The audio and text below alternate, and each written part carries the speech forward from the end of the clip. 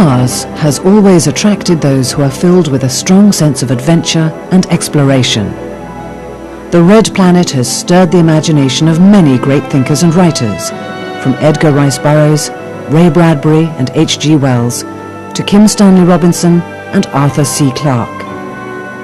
In The Snows of Olympus, Arthur C. Clarke describes the procedures for the terraforming of Mars, the possibility of making it habitable to human beings.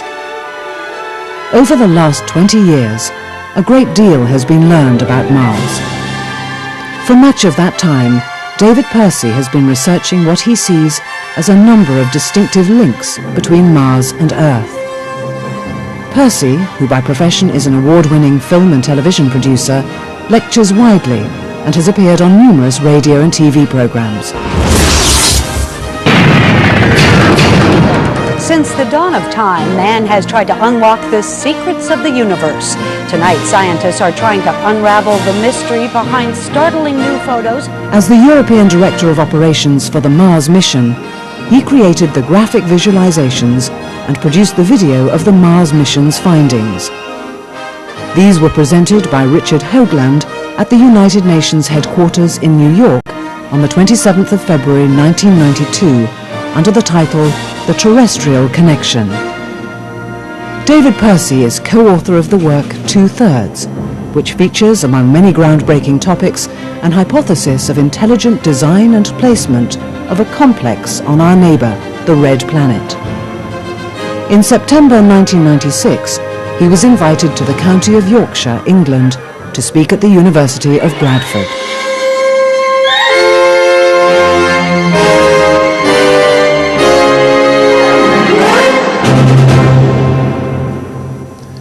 An increasing number of people are becoming aware of what has been described as the face on Mars.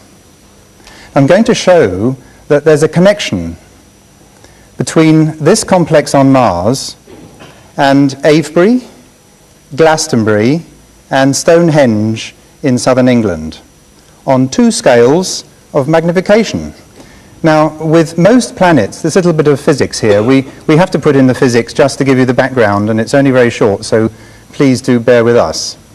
With most planets, by virtue of their rotating, there is always a physical upwelling of energy that invariably occurs between 19 and 20 degrees latitude in the north or the south of the planet.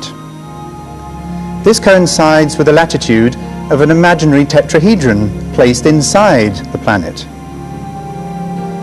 Now, we would call this tetrahedron a circumscribed tetrahedron. Now, just imagine a clear sphere with this pyramid sitting inside it, with the points of the tetrahedron just touching the sphere on the inside. One point of the pyramid would always be at the pole of the planet, as we can see here, and the other 3 points of the tetrahedron would always sit at a latitude of 19.47 degrees. Now, we find the same thing occurs in many of the planets in our solar system. Most notably, we find it in Jupiter with the great red spot, and with Neptune with the great dark spot. Now, the interesting thing about Neptune is that the great dark spot and planet Earth are approximately the same size. Gives you some scale of this, but the point is, it's at that latitude there is always a physical upwelling of energy. Now, in August 1975, NASA sent an imaging probe to Mars, and during July 1976, it started sending detailed pictures of the planet's surface back to Earth. We're now going to consider the region of the planet known to NASA as Cydonia. And here, the absolutely remarkable is found in great abundance.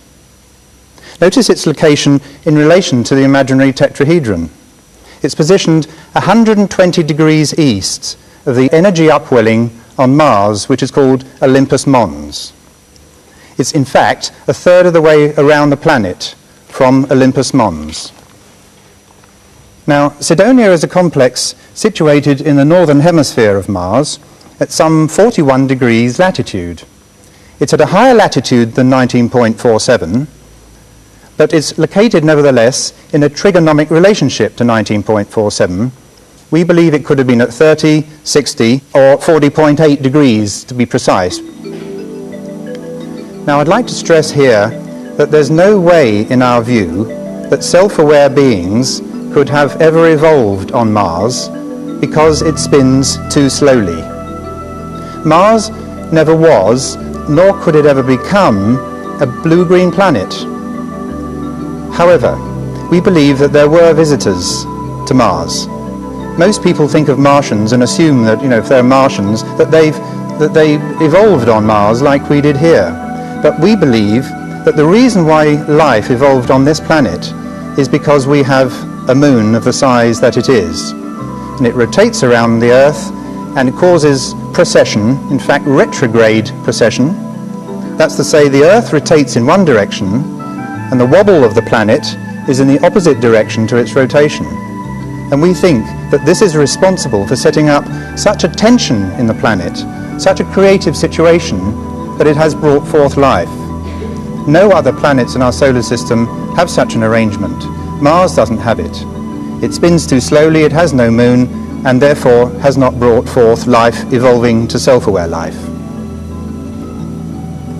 Now, this complex measures around 30 by 15 miles in extent and is approximately 450 square miles. And with good reason, incidentally, for stating these distances in non-metric terms. Now, the photographs in question were first seen by only NASA personnel. Then in the late summer of '76, a number of pictures were presented to a gathering of international journalists at a press conference. In fact, there were 1,000 of them. And on seeing the Cydonia pictures, several reporters put the question, "What's that face?" That face, they were told, was just a trick, just the way the light fell on it. A NASA spokesman, who was a project official, stated that the photograph taken a few hours later showed no trace of this face. Now, the presenters at the press conference were to a certain extent speaking off the cuff, so it would be unfair to expect absolute exactness. Nevertheless, a few hours later, the whole area was in complete darkness, and so therefore the camera had to be photographing further west.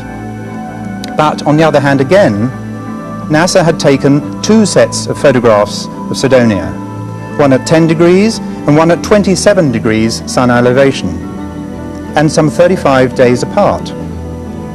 Both sets of images clearly show the face. There was no trick of the light. In our view, NASA was lying. It's not until 3 years later, in '79, that Vince DiPietro and Gregory Molinar, 2 professional computer image enhancers, were browsing through the picture library at the American National Space Science Data Center, and here they came upon not just the one set, but both sets of the Cydonia pictures. They were amazed. That was their own word. Now, this image is a composite of some of the NASA pictures that DiPietro and Molinar saw that day back in the '70s. But in this illustration, the images have been further computer enhanced by Dr. Mark Colotto in the United States, and they've received further enhancement and rectification in London recently. Now, the location of the face and other major components of the complex are clearly marked. And over to the right-hand side, you can see there is a crater, and there is an area around the crater which is called the ejector blanket. Now, we're going to look at the close-up of that in a moment, but I want to point out that an ejector blanket is the material that, if you will, is the splash, the remains of the impact that caused the crater in the first place. Now, this is a close-up of the crater, and it's adjacent to a wall which is about 2 miles long. To give you some reference, the face on Mars is about 1 mile long. So we have this very, very long, large structure built on top of the ejector blanket. That's to say the construction of this wall, as we call it, post-dates the ejector blanket. Now, if we look across at the crater, you'll see on the crater rim there is a tetrahedral pyramid right on the rim of the crater, and it's just north of a gap. It's very, very important to remember that. And also, if you can see it, in the center of the crater there are two white dots. And please bear that in mind, because we're going to be looking at an analogue of those a little bit later on. Now, to the south of the crater is a mound, which has an apparent anti-clockwise spiral ascending it. Now, the mound is about 1 mile in diameter and approximately 500 feet high. Now, here is an illustration of one of the most well-known of crop circles, or crop glyphs, as we prefer to call them, that have appeared in southern England in recent years. This glyph was activated at Avebury Castle on the 17th of July 1991. It's a tetrahedron, as you'll notice if you look at it carefully, and I want in this case to draw your attention to the part of the glyph that's on the right. That's the notch spiral on the right-hand side of the glyph. The glyph contains a wealth of information, but we're just going to look at one aspect of it. Now, this is a close-up of the equiangular logarithmic spiral of the crop glyph, the basis of the stepped or notch spiral of the glyph. And this was realized by Errol Torren, a geomorphologist who works for the American Defense Mapping Agency, and he produced this illustration that shows that the notch spiral is the basis of an equiangular logarithmic spiral. Subsequently, I realized that the mound on Mars is similarly spiraled, and this is the mound and the equiangular logarithmic spiral combined. So now, due west of this mound is a cluster of what seem to be mainly pyramidal structures, one of which has obviously been damaged. This group is referred to as the city, which we'll discuss in more detail later. And located to the south is a large five-sided pyramid. It's called the D&M pyramid, after its discoverers, Dipitrio and Molinar. Now, to the left-hand side of this five-sided pyramid, it looks to us intact, and the right-hand part of it appears to be damaged. Please bear that in mind, because that will be relevant later. And this overlay emphasizes the straight sides of the pyramid. Now, as Errol Torren has stressed, an object with five sides cannot be formed, or at any rate cannot be maintained by the action of wind and weather. For the force that is sharpening one face will at the same time be causing any existing opposite faces or sides to erode. It seems quite reasonable. And therefore we would conclude that the five-sided pyramid on Mars is not natural. Now, the same applies to the face itself.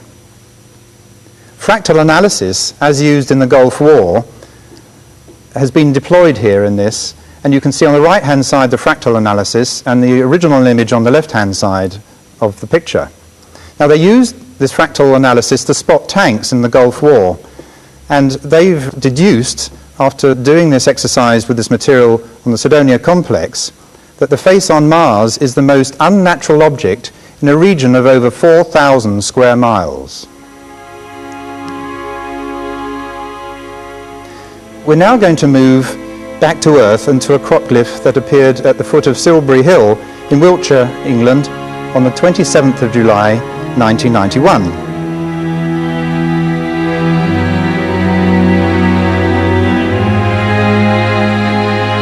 Now, this crop glyph prompted me to pull out a book from a rather extensive library that we have.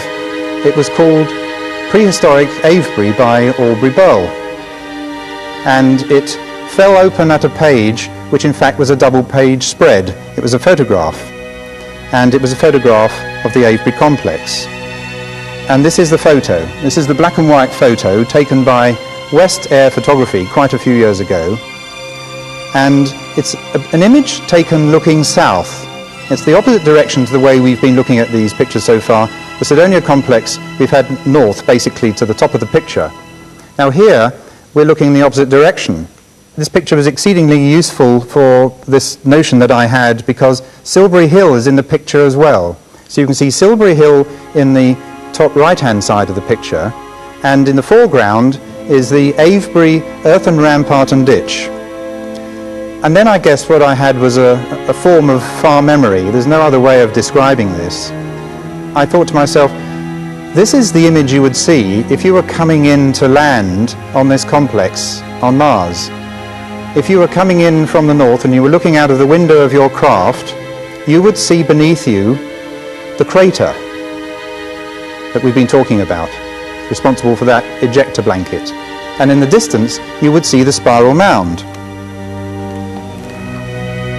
Then I realized that this Avebury earthen rampart and ditch could be a representation of this crater, and that Silbury Hill in the distance could be a representation of that spiral mound on Mars. So working with a large ordnance survey map, carefully and with a measure of confident excitement, I overlaid this map on top of the complex and found them to be stunningly proportionate. Now that's to say, when the Cydonia mound and crater complex is reduced by a ratio of 14:1, that's to say 14 miles in Cydonia equals 1 mile at Avebury, it fits exactly over Avebury-Silbury. Now, I realised that, together with the Silbury Cropglyph, all three representations were of one and the same thing, of the same geography and topography, that in short, all three were basically the same picture, conveying the same information in each case. So, triggered by that Cropglyph, I realised that Silbury Hill and Avebury Circle must be scale models of that part of the complex on Mars.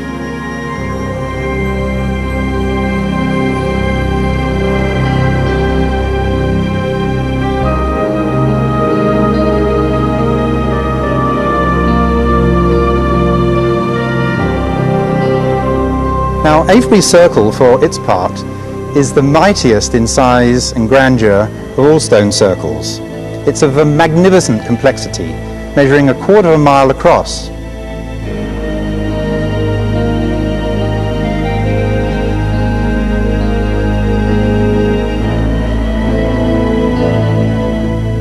Now today, the village nestles comfortably within its circumference. And one writer comments that if Stonehenge is a church, then Avebury is a cathedral. Now, Avebury itself consists principally of an earthen rampart and inner ditch from which the earth for the rampart was dug. Circles of standing stones then formed 2 further inner rings. 4 million cubic feet of material was removed and excavated in order to create Avebury Circle, and it's believed to have been done by ancients up to 5,000 years ago. Now this is a drawing of the 2 further inner stone circles. It illustrates an offset from north by 19.5 degrees.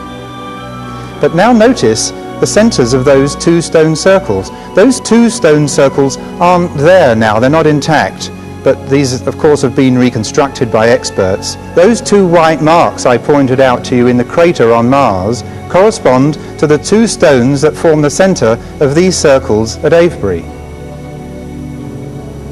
We're now beginning to piece it all together. In order for people to have lived and worked on Mars, they had to do something with the environment. They had to have an atmosphere. They had to make the planet at least temporarily habitable. And we believe they put 2 enormous pieces of technology in that crater in the complex. And they were called spinning disks. You may hear a lot about spinning disks in the next few years. We understand that NASA may be doing experiments with spinning disks. Our book talks about spinning disks. We believe it's a technology that powers craft, but it's also a technology that can infuse a planet with gravitrons.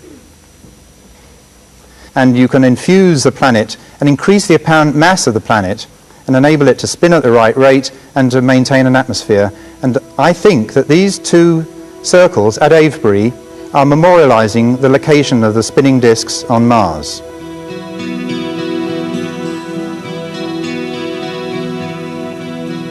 Now a quick look at the general view of this Cydonia complex again, to remind ourselves of the location of the crater and the spiral mound on the right-hand side of the complex.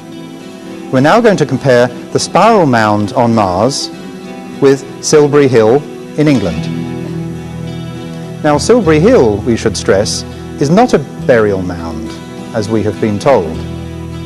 The entire purpose and significance, in fact, of the Avebury-Silbury complex remains at present a complete mystery. Silbury Hill would have required the movement of 9 million cubic feet of material, and again experts have calculated that it would have taken 700 people 10 years to build it. What with, one might ask, and what for? And were there even 700 people living around this part of England at the time? It was an amazing feat. I think it's probably, and other people have suggested this, that equivalent to the effort of putting a man on the moon. It must have been very, very important to them. And of course, more recently, we have records of ancient Britons dancing up Silbury Hill in a spiral. Now, looking again at the Ordnance Survey map of the area, you can see we have an existing straight line on the map joining the western part of the image to the right-hand part, and it's a Roman road.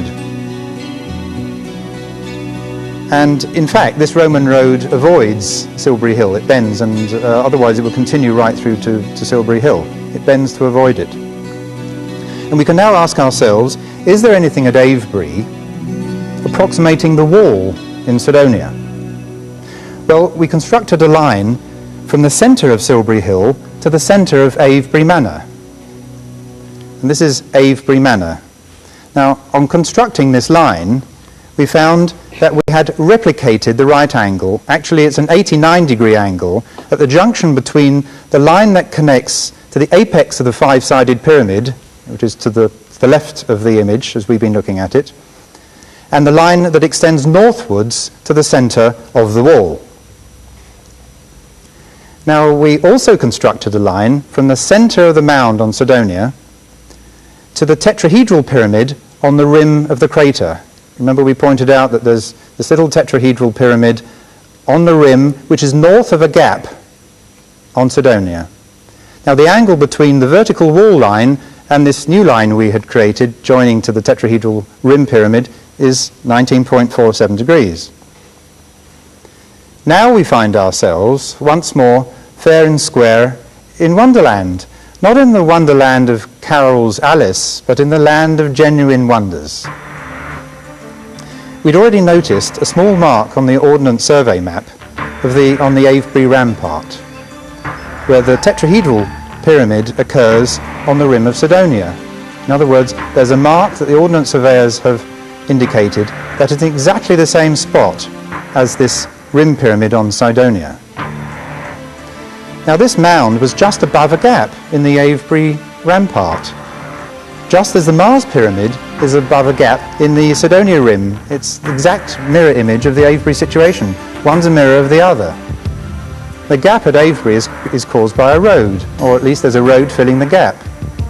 It's the only mound indicated on the Avebury rampart by the Ordnance Surveyors, and is clearly an analogue, in our view, of the tetrahedral pyramid on Mars. Now, this pyramid on the Avebury rampart, north of a gap, mirrored by a tetrahedral pyramid on the Sidonia rim, surely sets the final seal of proof. One would like to say the miraculous seal of proof on a case that we think is already proven without it. Now, we've surveyed the Avebury pyramid. In fact, we did this in December of 1991. David Myers and I undertook a physical survey. The tumulus is indeed tetrahedral in structure, not regular, with two long sides and one short, so that it projects almost lozenge shape in one direction.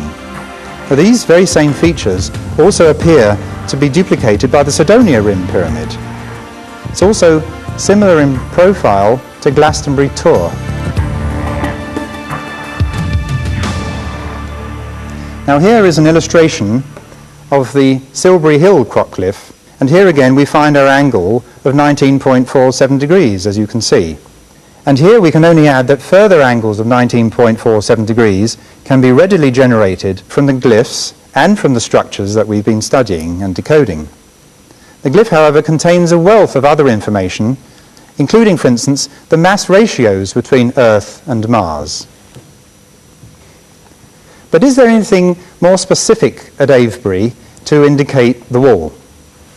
Well, first, please, in this very high resolution image, this is the highest resolution one can get in the Ordnance Survey maps, please note the position of the church. We noted at the very northern limits of where the ridge of the wall might have been that there was a linear depression in a paddock north of Avebury Manor. Well, directly in line with the hypothetical projection from Silbury Hill and in accordance with the scale of the overlay was a low, badly silted ditch and evidence that there had been a dirt wall. And we learned from a local archaeologist who's been with the National Trust for over 25 years that it was once the north-south road from the ancient village. They traced it down south as far as the present-day car park. Now, the remains of the ditch may have been an ancient road, as the archaeologists surmise, but it no doubt had another and perhaps more significant purpose as an analogue for the wall on Mars. Now we're going to move to the five-sided pyramid and its possible analogue.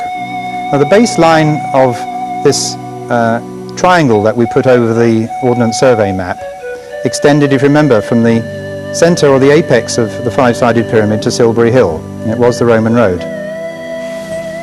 If we turn around and face in the opposite direction, we find that this line joining from Silbury Hill to the apex of the pyramid takes us up a long, gentle incline and brings us to a significant tumulus, an earthen mound surrounded by a copse of trees. It's the only break in the field for about a mile in any direction. It literally sticks out like a sore thumb, but it's a beautiful sight. On approach, we see something else, an upright stone stela protruding from the mound. And this is it here. We have David Myers and Tony Coulson in this picture. David Myers was the co-author of 2/3, and Tony Coulson is a dowser and a healer.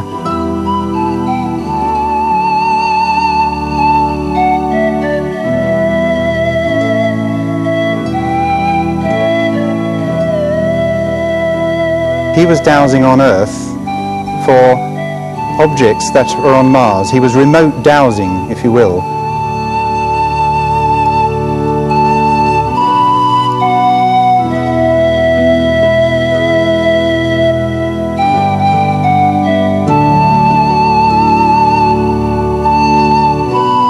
This is an air view of the tumulus taken in summer, and it gives you a very good idea of its solitary location. The darker part is an approximation of the location of the five-sided pyramid itself. And the trees along the back of the western side have been planted in a straight line over the top of the tumulus. To the southwest of the pyramid, down to the southwest, there is a corner. But if you look up just very slightly, there is what might be described as a buttress. Now, we found that this stone that we were looking at corresponded with that point. And this is where Tony Coulson was very valuable indeed.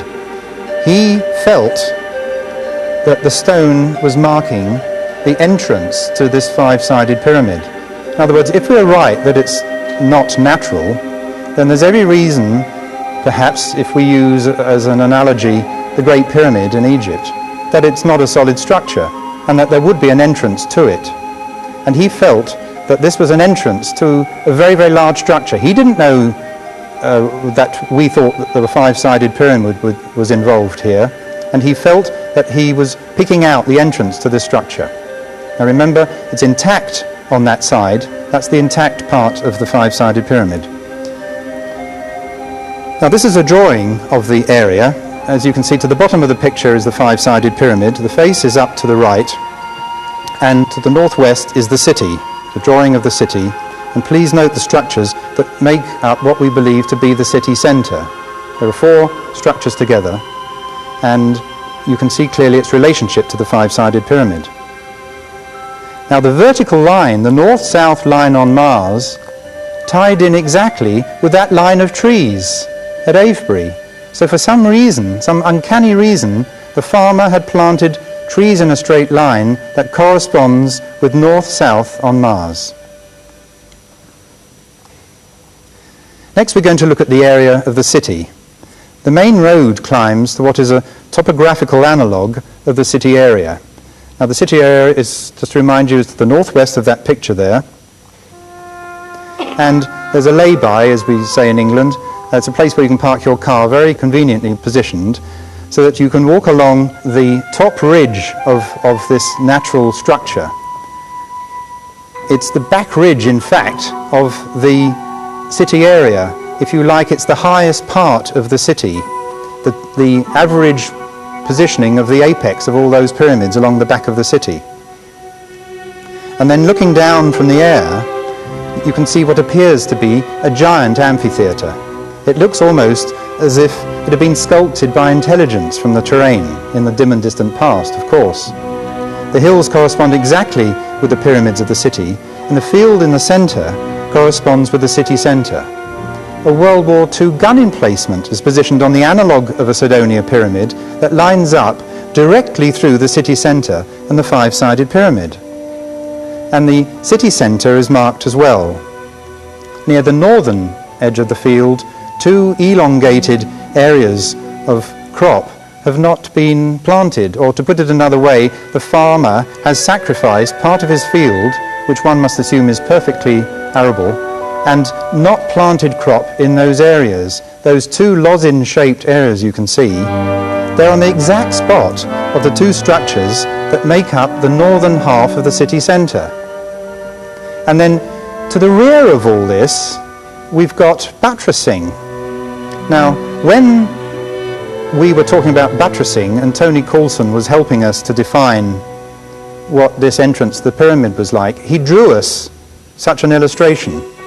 And then when we actually saw these buttresses afterwards, we were amazed, because we feel that these buttresses, if you like, represent what these structures would have been like on Mars. But the uncanny thing is that it's like a Hollywood film set. The front part is to be seen, and as we all know, the back part of a Western set, for example, it's got trusses and supports, and if you like, they're almost showing that this is artificial. It's quite incredible and very, very impressive. And just by this site is the famous white horse there, of course.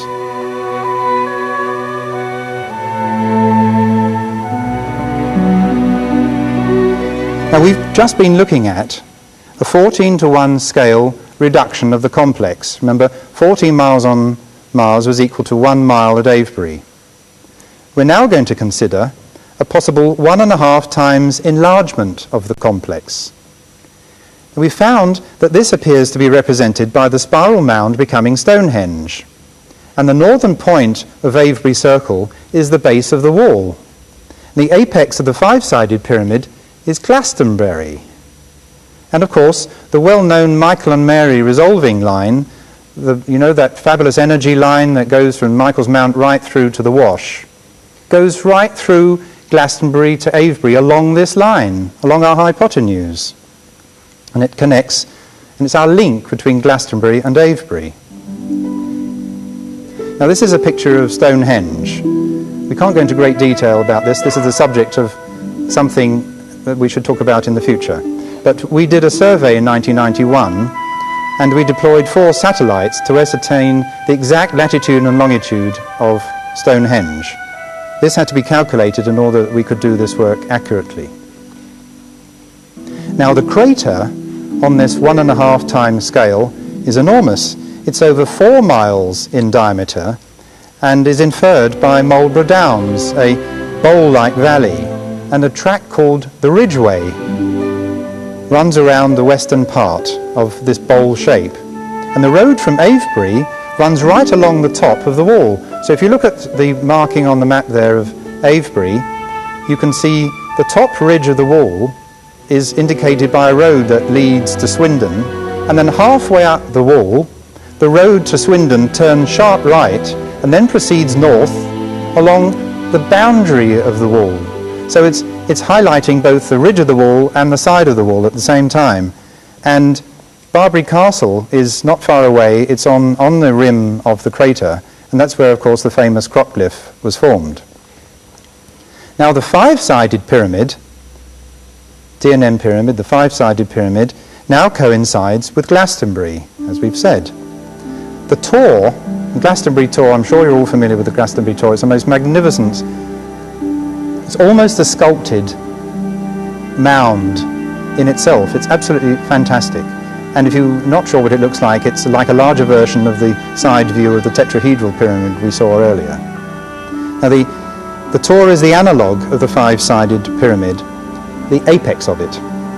And the famous well is on the extension of the line from Stonehenge. So Stonehenge is to the right of the picture, and the extension of that line goes through the Tor. It takes us through the well. But we could never understand, after studying this very closely, why Glastonbury Abbey, which of course is also steeped in history, is not on this line. So we had to think further. Now, we went back to the underlying design of the five-sided pyramid on Mars and found that it actually memorializes both five-sided and six-sided geometry. Living things, as we know them, are five-sided. And non-living things, crystalline structures, crystals or snowflakes, if you like, they are six-sided. So we felt that if the five-sided pyramid contains both five and six symmetry, then if we bring them together, we might be able to find some underlying design. And we found that if we joined up the lines that we had connected between the five and the six symmetry, it explained why Glastonbury Abbey is located where it is. Remember the damage that we wanted to point out to you earlier. And the left-hand part of the picture has the non-damaged area, and the right-hand part is damaged. Now, we feel that whatever is left in that part of the pyramid is what is being represented at Glastonbury. In other words, it's a way of us being able to see, a form of remote viewing or memorializing. And we feel that the five-sided pyramid, when it was damaged, only had this part remaining of the technology that we think was in the five-sided pyramid. Now, this technology enabled the people to power the complex on which they lived for a period of time. And the Abbey, therefore, must be an important part of the engineering and the energy generation of that complex. Now, returning once again to Avebury. This is the St. James's Church at Avebury, and we're going to take a look at it because inside it appears to be built out of line. The ancient font under the western spire and the aisle don't line up with each other, but they do if you stand to the tangent of the font. It seems that somehow or another at Avebury they're trying to memorialize the importance of tangents.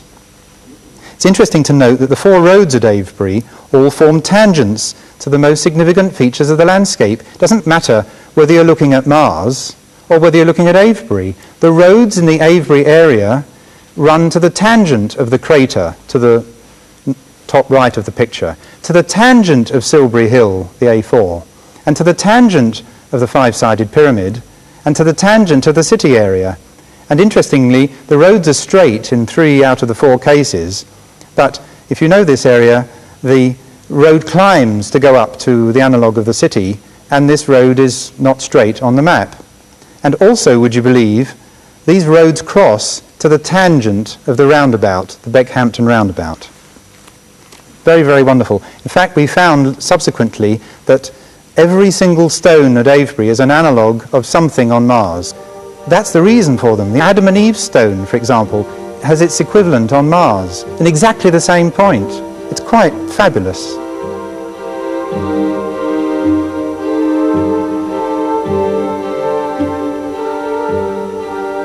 We maintain that the sheer numbers of crockglyphs are clearly highlighting the immense importance of this area. And yes, the representations are in code, and yes, there is a key. The encoded data and information is beyond our wildest dreams. We've made great progress in decoding this data and information and the technologies in these crockglyphs. We can only conclude that there is a very strong and very real connection between the two planets, and that there has therefore been physical and or mental communication between Earth and Mars.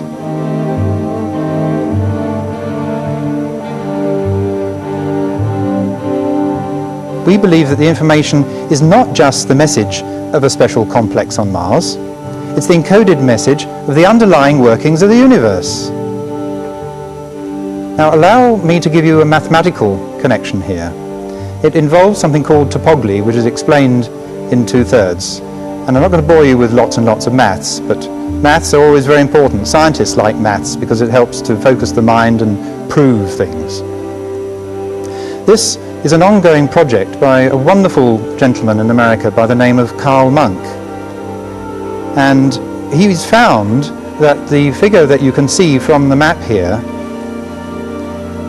taken by taking the longitude and the latitude of Avebury, and you find the center point of Avebury, when you decimalize those two, you end up with a figure which is equivalent exactly to the megalithic yard. And we find that the megalithic yard is also an astronomical constant. And I think we're going to learn more about this in the future. As you can see from the calculation, it gives us actually the moon's perigee, its nearest point. Now there's topology on Mars as well. This is the face on Mars, and 6.890283706 is its longitude on Mars. But it means that the face is positioned by intelligence. And merging the double tetrahedron with pi, we get a figure which divides down to 41 degrees, 11 minutes, 10.030 seconds.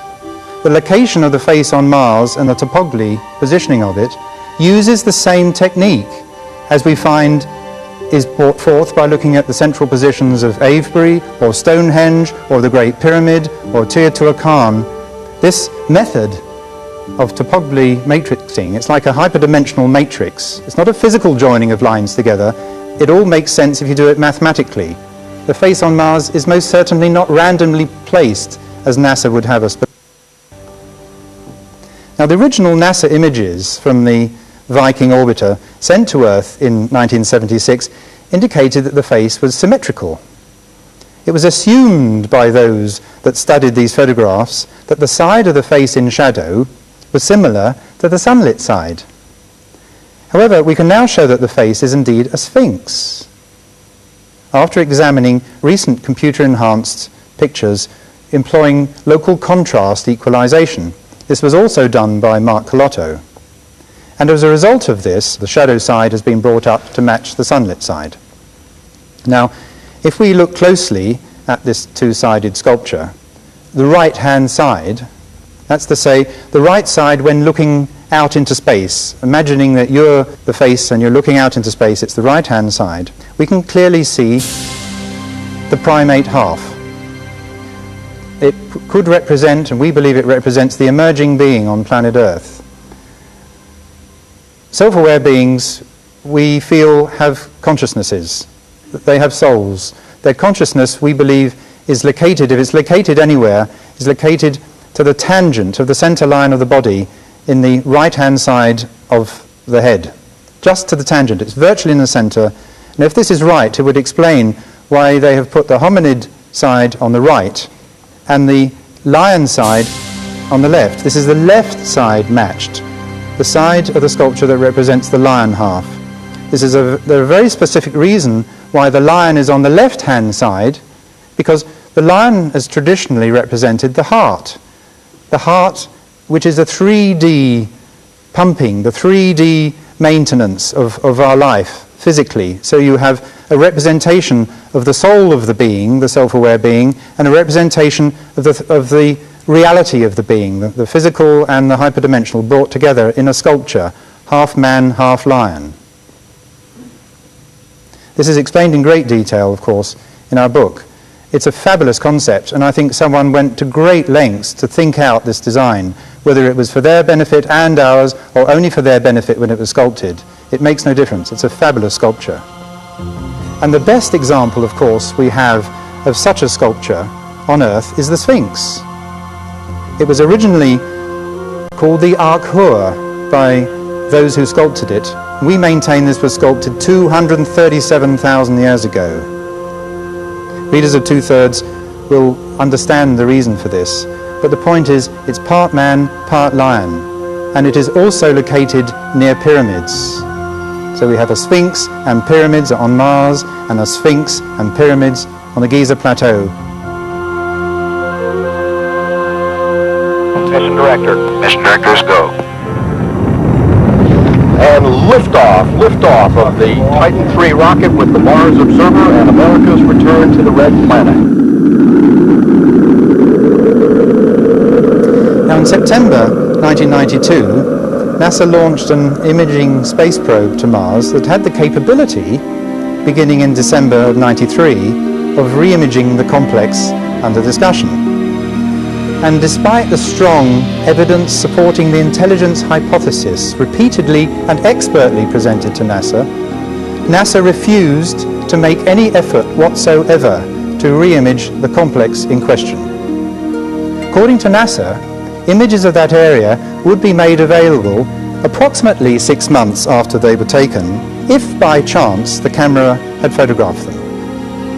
However, just as the craft was entering into orbit around Mars on the 21st of August 1993, the 21st of August 1993, Mars Observer failed.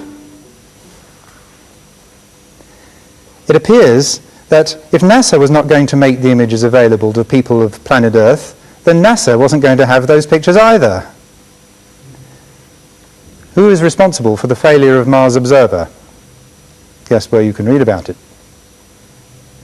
Since the publication of Two-Thirds on the 21st of August 1993, NASA appear to have come to their senses. If you look at the World Wide Web, you'll find there's a big splash on the NASA page. It's the face on Mars. Remember, NASA went to Mars to look for life. What could be more wonderful than finding signs of intelligent life? Isn't this something you would want to shout from the rooftops and saying, we can't understand it, this is absolutely amazing, let's look into it, we don't know what to answer you guys, but let's see what this is. This looks like a sculpture, let's look into it.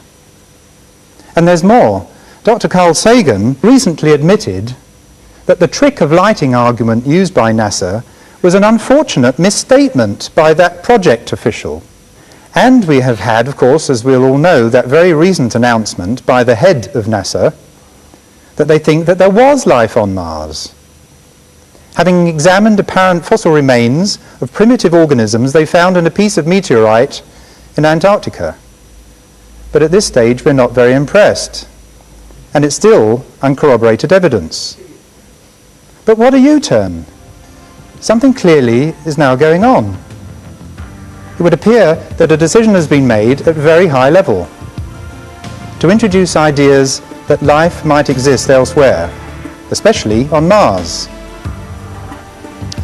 So now to conclude, it already seems established beyond reasonable doubt that Mars was once inhabited by self-aware beings. But even more amazingly, it is also now absolutely clear that the people on Earth knew about it some 5,000 years ago, or probably even much earlier. The second discovery, of course, reinforces the first, or rather, taken together, the two form a totally unshakable case. Thank you.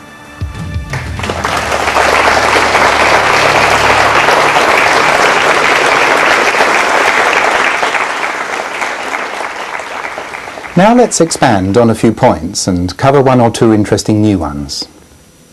In September 1996, there was an announcement from Finland that a group of scientists had built a small piece of equipment that manifests an effect that apparently defies gravity. They're calling it an anti-gravity device.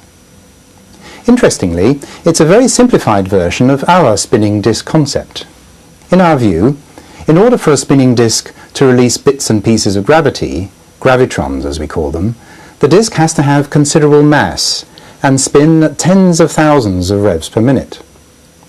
This experimental device in Finland comprised a rapidly spinning ring of superconducting ceramic material that was suspended in a magnetic field and enclosed in a low-temperature container. This ring was then spun at approximately 5,000 revs per minute. Even though it was only a ring, and it was only spinning at a slow speed, it did reduce by 4.5 ounces a 14-pound weight suspended over the device, a reduction in weight of approximately 2%. Because our spinning disc is fabricated with steel radially embedded into the disc, and electromagnets are used for levitation, supercooling of the base ring of magnets isn't necessary. Our disc is then spun at very high speeds. These experiments at Tampa University of Technology in Finland are certainly a sign of progress in the right direction, and clearly demonstrate the fantastic potential of spinning discs. We feel that such discs will be the power source for both aircraft and spacecraft of the future. Now to a lighter point.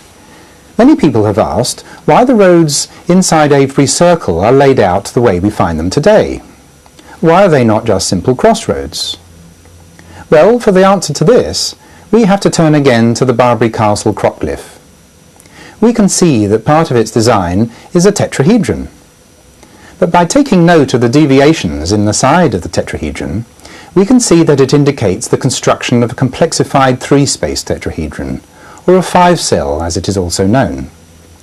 That is to say, while it is drawn two-dimensionally, it shows us, three-dimensional beings, the way a tetrahedron would look when viewed from beyond 3 dimensions, beyond length, width and breadth. This is a demonstration of the potential of the designs inherent in crockglyphs. If we can verify known geometric concepts, can we not also rely on the wealth of additional data and information that these crockglyphs appear to contain? Here is Avebury Circle, and this is how the Barbary Castle glyph sits inside Avebury. This overlay of the Barbary Castle glyph not only dictates the gaps in the earthen ramparts, but the very layout of the roads at Avebury as well. The overlay aligns with the road leading to the southeast, the road leading to the north, and the road through the village to the west. Consequently, it explains the strange lateral displacement of the north-south roads, here in the centre of the village.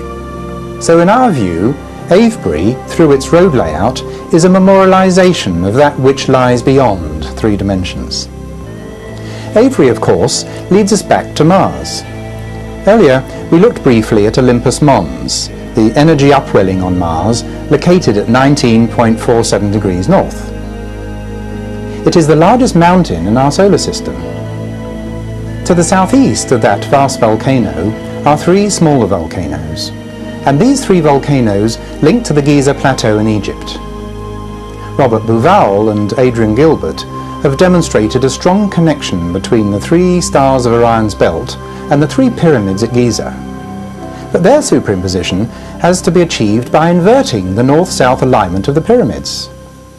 In the case of these Martian volcanoes, the 3 pyramids at Giza also make a very good fit indeed, but without having to invert them. There is more. When we overlay these 2 sites, we see that the Great Sphinx lies exactly to the tangent of the Martian equator. So now we have yet another connection between Mars and Earth. On both planets, we have pyramids adjacent to a sphinx.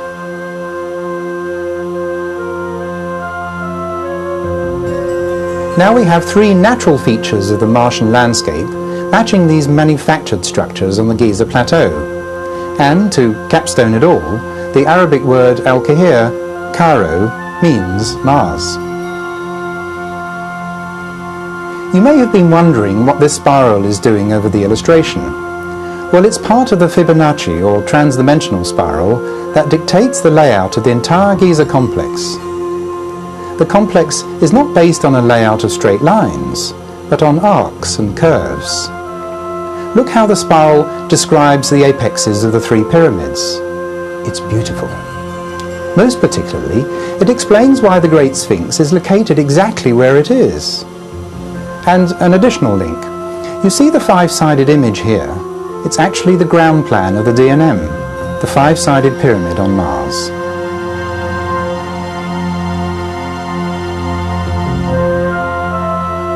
Now this leads us to the most exciting of all connections with the Giza Plateau. The Cydonia complex is apparently represented on a very small scale here on Earth. So far, we've been looking at the small-scale and the large-scale models. Now, here is the very small-scale model. We found that the Cydonia complex is represented inside the Great Pyramid. This is the usual view of the passages and chambers of the Great Pyramid. Here is the entrance, the ascending gallery, the Grand Gallery, and a picture of the passageway to the Queen's Chamber. The Queen's Chamber is here, the King's Chamber antechamber, and the King's Chamber itself. And this is the unusual view, the hidden view, with superimposed Martian complex and the Avebury map.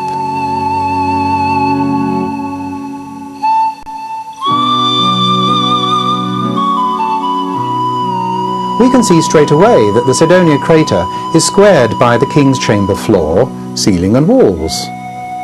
Look at this incredible match here with the ceiling lintel of the northernmost point of Avebury Circle. The boundary of the Avebury paddock dictates the height of the Grand Gallery. The five-sided pyramid sits precisely at the lower end of the Grand Gallery. The route of the Roman road from the site of the five-sided pyramid to Silbury Hill requires a step down in the passageway to the Queen's Chamber, and this is precisely what we have at this point.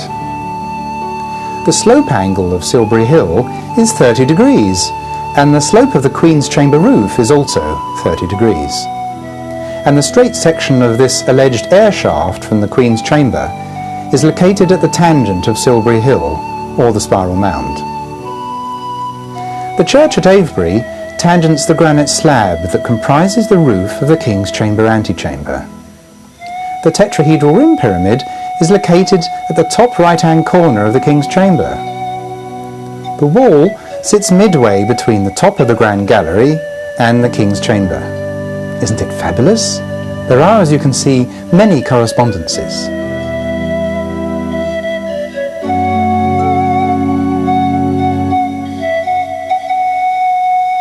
The Great Pyramid is a limestone structure both outside and inside. However, the King's Chamber and the King's Chamber antechamber are constructed of granite. We believe the granite is intended to represent that which is beyond 3 dimensions. Remember that Avebury Circle and its road layout represents, in our view, that which lies beyond 3D. And as we have shown, Avebury Circle is an analogue of the Cydonia crater.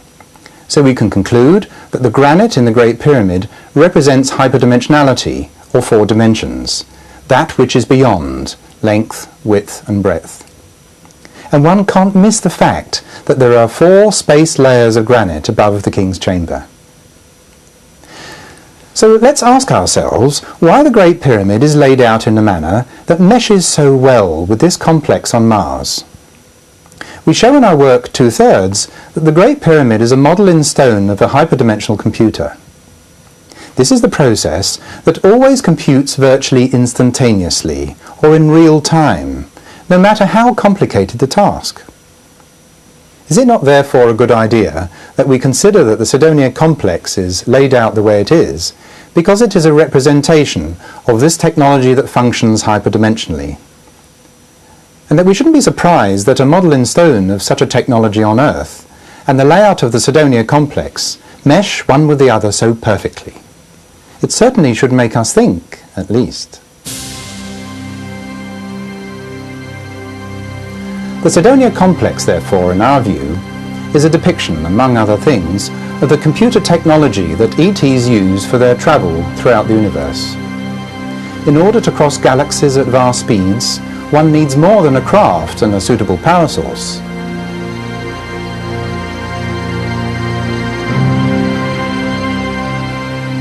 Please allow me to expand on the statement made concerning the age of the Great Sphinx. Dr. Robert Schoch, at the instigation of John Anthony West, surveyed the Sphinx in 1991. Following this very extensive geological survey of the Sphinx and the basin out of which it is carved, Dr. Schoch concluded that due to differential weathering and erosional features, it was carved between 7,000 and 9,000 years ago. That's to say, the Sphinx is up to 4,500 years older than generally believed. We too have reason to believe that it is at least as old as that. But we feel that in the fullness of time, many will come to realize that it is much, much older. Profiles of the Great Sphinx, photographed by Caroline Davis and analysed by New York police forensic artist Frank Domingo, clearly demonstrate that it is not the face of the pharaoh Khephren. Additionally, we can now show that it is apparently a combination of two images. Yes, like the face, the Sphinx on Mars, it's also a split. But not vertically, horizontally this time. We found that the Great Sphinx is Neanderthal in its lower part and Cro-Magnon in its upper part. This is a complete Neanderthal skull. Notice the protruding brow and the receding jaw, prime characteristics of Neanderthal. This is a Cro-Magnon skull. Note the eyes and the brows. Neanderthal preceded Cro-Magnon by some 200,000 years. Cro-Magnon man first appeared approximately 34,000 years ago. So allowing a margin of 3,000 years, we have a total of 237,000 years. This is the result of combining the lower section of the Neanderthal skull and the upper section of the Cro-Magnon skull. This shows the superimposition of the new combined skull on the head of the Sphinx.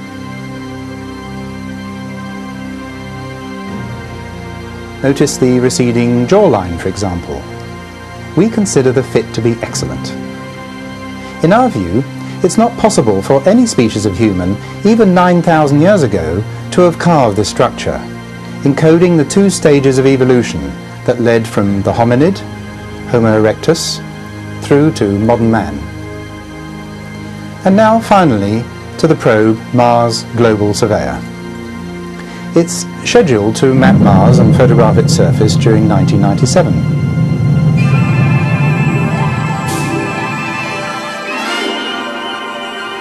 It's intended that it will orbit the planet once every 2 hours with a multi-resolution camera and photograph its entire surface. Let's hope we get some good colour snaps of Cydonia. No doubt, one day, people from planet Earth will go to Mars in a craft powered by a spinning disk. We have to go there. It's on Mars, within the complex that we've been discussing, that we will find our inheritance.